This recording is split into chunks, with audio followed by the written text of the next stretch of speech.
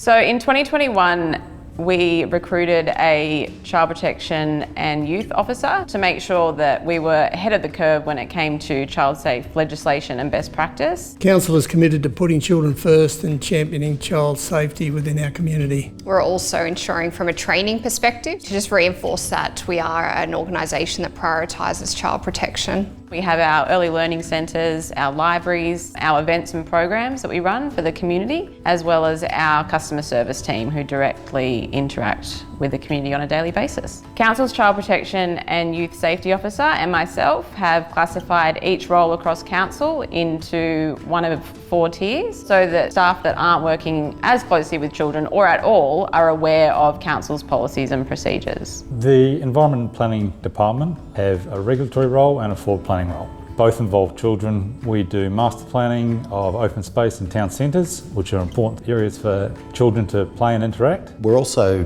pretty active in the community, so City Operational Team are out in the community day in, day out. The younger demographic are very important because when you're designing centres for the future, they're going to be there. They're going to be using it right now and into the future. The Council has a Child Safe Action Plan based on community needs. All staff at Council are required to sign a declaration for child safety. We have developed a Child Safe Framework. We also have a Child Safe Code of Conduct, one for councillors and council officials and also one for the general public. We have a large amount of data across our organisation, so looking at cybersecurity. We also have our procurement section, so we undertake a lot of dealings with companies, and we've just introduced a new policy that builds awareness and puts that check in place that any company we work with does ensure that they have child safe practices as well. We have a number of frameworks we engage with. We're now working towards advocating for the community, and we do that predominantly through our Youth Advisory Committee. It's a really important stakeholder for us.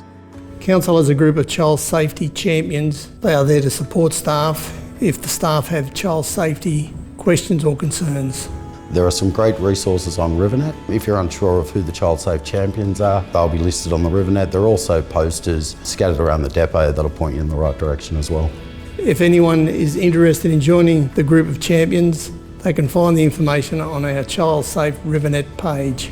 Child safety is everyone's responsibility. Children and youth are a big part of our community. When I started at Council, I personally had a strong passion for child safety, and so being able to roll that out across the organisation and the community has been great to see everyone get on board and realise that it doesn't matter if you're working in the cleansing team at the depot or working in finance, you see your relevance to keeping children safe. The future generations are arguably the most important generation we plan for. And that's why they're an integral part of how Council does things.